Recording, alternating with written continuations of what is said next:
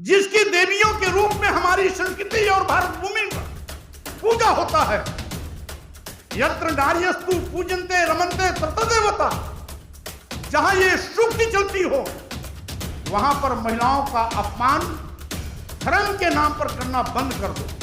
देश की आधी आबादी महिला को आज भी अगर प्रताड़ित और अपमानित करने की बात की जाती है तो हम समझते हैं ये धर्म नहीं है, ये अधर्म है, अन्याय है, जुल्म है, जाति है, अत्याचार है।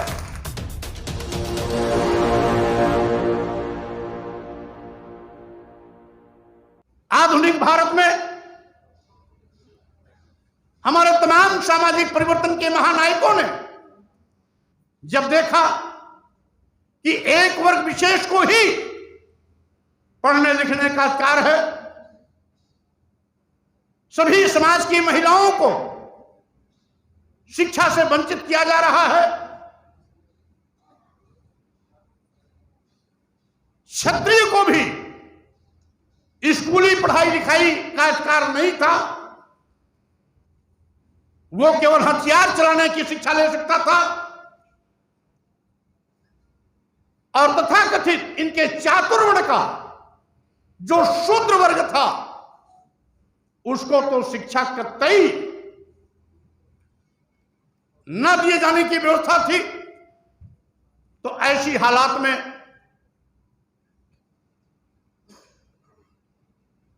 इन वंचित समाज को हक और अधिकार दिलाने के लिए, सम्मान स्वाभिमान के साथ खड़ा होने के लिए, शिक्षा से जोड़ने के लिए एक लंबा अभियान चला। सामाजिक परिवर्तन के महानायक ज्योतिबा फुले जी, छत्रपति शाहू जी महाराज, बाबा साहब डॉक्टर भीमराव अंबेडकर, पेरियार रामास्वामी नायकर, नारायण गुरु, संत गाडगे आदि तमाम महापुरुषों ने इस कड़ी को फिर से जीवंत बनाया। बीच में ठहराव आया, एक दूसरा सामाजिक परिवर्तन का महानायक पैदा हुआ मानवर कांशीराम जी के रूप में, और जिसने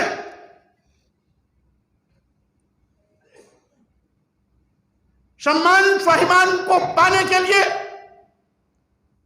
राजनीतिक सत्ता हथियाने का मंत्र बताया, जिसकी जितनी संख्या वाली उसकी उतनी भागीदारी के माध्यम से इस बहुजन समाज को हुक्मरान बना करके अपनी ताकत का एहसास कराया। आज मानवर कांशीराम जी के निर्वाण प्राप्त करने के बाद देश में यथास्थितिवादी ताकतें फिर से अपना जातीय कहर बर्पा करने लगी थी। जहां सामाजिक परिवर्तन के महानायक ज्योतिबा फुले जी, सावित्रीबाई फुले ने पहली बार इस देश में महिलाओं को पढ़ने लिखने का अधिकार दिलाया, वहीं पर सामाजिक परिवर्तन के महानायक ज्योतिबा फुले जी, छत्रपति शाहू जी महाराज और बाबा साहब डॉक्टर अंबेडकर,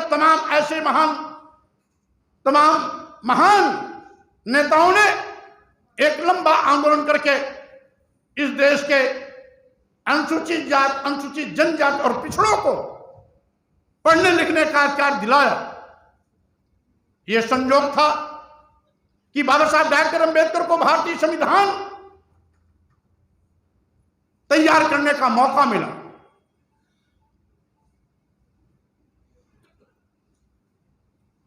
संविदा कमेटी के अध्यक्ष होने के नाते बाबा साहब डॉक्टर अंबेडकर ने बिना किसी द्वेष भावना से, बिना किसी ईर्ष्या से सबको समान अधिकार देते हुए उन वर्गों को भी जो लंबे अरसे तक धन, धरती, शिक्षा, सम्मान से वंचित थे, उनको भी धन धरती शिक्षा सम्मान के साथ खड़ा होने का अवसर दिया। आज हमने देखा संविधान की शपथ लेने वाले संवैधानिक पदों पर बैठे हुए लोग आज संविधान का कत्लेआम करने पर उतारू हैं। अनुसूचित जात, जनजाति और पिछड़े वर्गों को संविधान प्रदत्त आरक्षण एक एक कर ये खत्म करते जा रहे हैं। जातवादी ताकतें फिर से सिर उठा के खड़ी है। जब भारतीय संविधान अनुच्छेद 15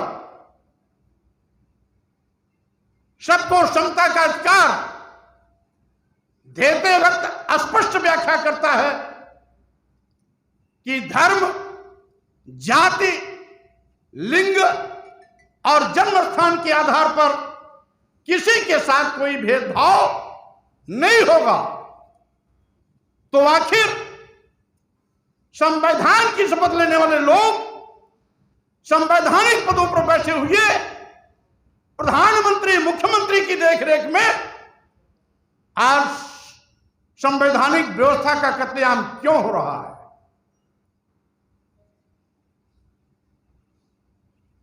मेरी मान्यता है धर्म मानव सम्मान और मानवता के सशक्तिकरण के लिए होता है। यही कारण है पूरे विश्व में भारत की पहचान बुद्ध से होती है, क्योंकि वो एक ऐसे पहले महापुरुष थे जिन्होंने पूरी दुनिया को मानवता का पाठ पढ़ाया था, मानव मानव एक समान का संदेश दिया था। इसीलिए भारत भूमि पर पैदा होने के बावजूद भी बुद्ध दुनिया के 49 देशों में पूजे जाते हैं। यही नहीं, उनके मानने वालों की संख्या निरंतर बढ़ रही है। रूस जो 100% कम्युनिस्ट था, आज 40% लोग वहां भी बुद्ध के अनुयायी हो गए हैं। और आज यही नहीं, अमेरिका में हमारी सरकार नहीं, वहां अमेरिका की सरकार होती है, लेकिन रांची की पहाड़ियों में पुरातत्व विभाग द्वारा जब खुदाई होती है तो वहां पर भी भगवान बुद्ध और बुद्धकालीन अवशेष मिलते हैं। साइबेरिया के पठार में भी जब पुरातत्व विभाग ने खुदाई किया तो वहां भी भगवान बुद्ध और बुद्धकालीन अवशेष मिले। और आपको याद होगा कुछ दिन पहले तालिबानों ने भगवान बुद्ध की मूर्ति तोड़ी थी अफगानिस्तान में, बाबियान पहाड़ियों में। यानी 100 फीट भगवान बुद्ध की मूर्ति हम बनाने गए थे, आप बनाने गए थे। ये हजारों साल पहले की धरोहरें अभी तक विश्व के कोने कोने में छिपी हुई है। आज भी जमीन के अंदर बहुत सी ऐसे ऐतिहासिक साक्ष्य दबे हैं। यही नहीं, आज माननीय सर्वोच्च न्यायालय के आदेश पर जहां राम मंदिर बन रहा है, पुरातत्व विभाग ने 3 बार खुदाई की, वो भी भारत सरकार की संस्था है। तीनों बार की खुदाई में भगवान बुद्ध की मूर्तियां और बुद्धकालीन अवशेष मिले। यहां तक कि माननीय सर्वोच्च न्यायालय ने राम जन्मभूमि के पक्ष में निर्णय देते हुए बुद्ध का जिक्र करते हुए कि चूंकि ये बुद्ध की असली रही है, इसलिए राम यहां पैदा हुए होंगे। इस आधार पर राम जन्म के विषय में उन्होंने अपना निर्णय सुनाया था। आधार उसमें भी बुद्धकालीन अवशेष और बुद्ध ही दिखाया गया। आज दुनिया के तमाम देशों का राष्ट्र धर्म बौद्ध धर्म है। क्यों?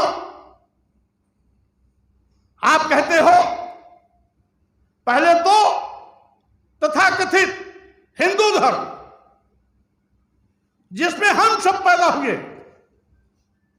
और जिसमें पैदा होने की पीड़ा भारतीय संविधान निर्माता परम पूज्य बाबा साहब डॉक्टर अंबेडकर ने अपने पूरे जीवन में पग पग पर जाति उत्पीड़न का जो दंश झेला था, यही नहीं विश्व के सबसे बड़े विद्वान होने का गौरव प्राप्त करने के बाद भी जब भारत भूमि पर आए थे तो विश्व का सबसे बड़ा विद्वान होने के बाद भी उनको जाति अपमान के कड़वे घूंट पीने पड़े थे, जिससे तंग आकर के बाबा साहब डॉक्टर अंबेडकर ने कहा था, मैं बुद्ध धर्म में पैदा मैं हिंदू धर्म में पैदा हो गया, ये मेरे बस में नहीं था, लेकिन मैं हिंदू होकर नहीं मरूंगा, ये मेरे बस में है।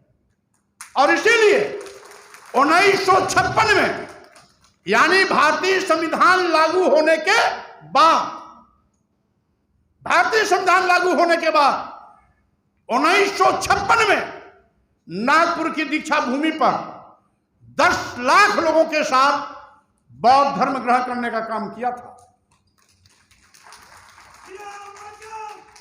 वो 10 लाख लोगों के साथ बौद्ध धर्म ग्रहण करके उन्होंने आने वाली पीढ़ियों को बता दिया था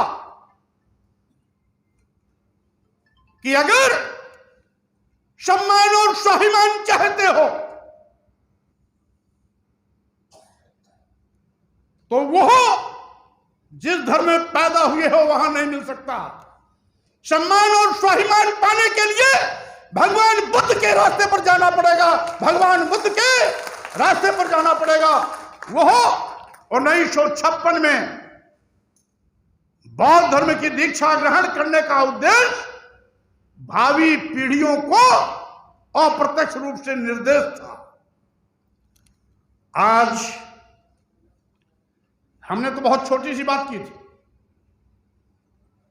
कि जब भारतीय संविधान सबको बराबर का दर्जा देता है तो आज भी धर्म की आड़ में इस देश की महिलाओं को, समूचे शूद्र समाज को आखिर मारने, पीटने, प्रताड़ित करने की बात क्यों की जाती है? एक और माननीय प्रधानमंत्री जी महिला सशक्तिकरण अभियान चला रहे हैं। नवरात्रि के महीने, नवरात्रि के समय में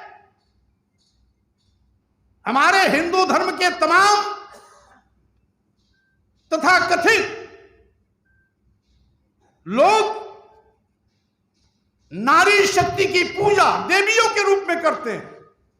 जब नारी शक्ति की पूजा देवियों के रूप में हम करते हैं, सरकार महिला सशक्तिकरण अभियान चलाती, तो आखिर महिलाओं को प्रताड़ित और अपमानित करने की बात क्यों? यानी देश की आधी आबादी महिला को आज भी अगर प्रताड़ित और अपमानित करने की बात की जाती है तो हम समझते हैं ये धर्म नहीं है, ये अधर्म है, अन्याय है, जुल्म है, जाति है, अत्याचार है। कभी भी धर्म किसी को अपमान करना नहीं सिखाता। किसी को प्रताड़ित करने की बात धर्म नहीं कहता। गाली देना धर्म नहीं है। नीच कहना धर्म नहीं है, ये सब अधर्म है। और इसीलिए मैं कहना चाहता हूं कि आज भी जब सबको बराबर का अधिकार है, तो धर्म के नाम पर आप कैसे गाली दे सकते हो कि जय बड़ाधम तेली कुम्हारा सुपच किरात कोल कलवारा। जाति सूचक शब्दों का प्रयोग करके आप किसी को नीच कैसे कह सकते हो? और इत्तेफाक से ये जो जातियों का नाम ले रहे हो, ये ईसाई नहीं है, ये मुसलमान नहीं है, ये कोई यहूदी नहीं है, ये सब हिंदू धर्म के मानने वाले लोग ही हैं। क्या ऐसा भी कोई धर्म देखा जो अपने ही धर्म को मानने वाले को नीच कहे, अधम कहे? और यही नहीं, जहां देवियों की पूजा नारी शक्ति के रूप में होती हो, वहां महिलाओं को मारने पीटने की बात की जाती हो। ढोल गंवार सूद पशु नारी शकल ताड़ना के अधिकारी, यानी पूरा का पूरा शुद्ध समाज, पूरा का पूरा नारी समाज ये प्रताड़ित किए जाने के पात्र हैं, मारे पीटे जाने के पात्र हैं। हिंदू धर्म के ठेकेदारों, हमने आपको गाली नहीं दिया, हमने आपको अपमानित भी नहीं किया, हमने आपको चोर और लंपट भी नहीं कहा। हमने तो केवल निवेदन किया कि धर्म की आड़ में जाति सूचक शब्दों का प्रयोग कर गाली देना बंद कर दो।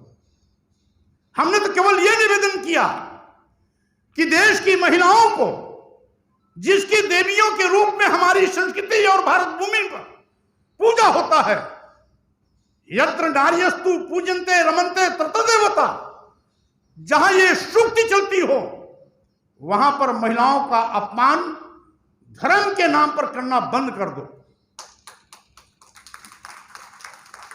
और यही नहीं, पूरे शुद्ध समाज को, यानी आधी आबादी महिलाओं की, पूरा महिला समाज, शुद्ध समाज को जोड़ लीजिए तो उसमें आदिवासी, दलित और पिछड़ा सब शामिल हो गए। यानी मिलिंद जी, अब बात केवल 85 तक नहीं पहुंची है। महिलाओं को शामिल करने के बाद अब बात 97 बनाम 30% हो गई है। अब तो महिलाओं की भी लड़ाई हमको लड़नी पड़ेगी, वो किसी वर्ग की महिला हो, ब्राह्मण समाज की हो, क्षत्रिय समाज की हो, वैश्य समाज की हो, शुद्ध समाज की हो। इनके धर्म में सभी महिलाओं को अपमानित किया गया है। तो ये अपमानित होने वालों को भी हम अपनी जमात की लड़ाई के साथ इनके भी सम्मान की लड़ाई लड़ने का काम करेंगे।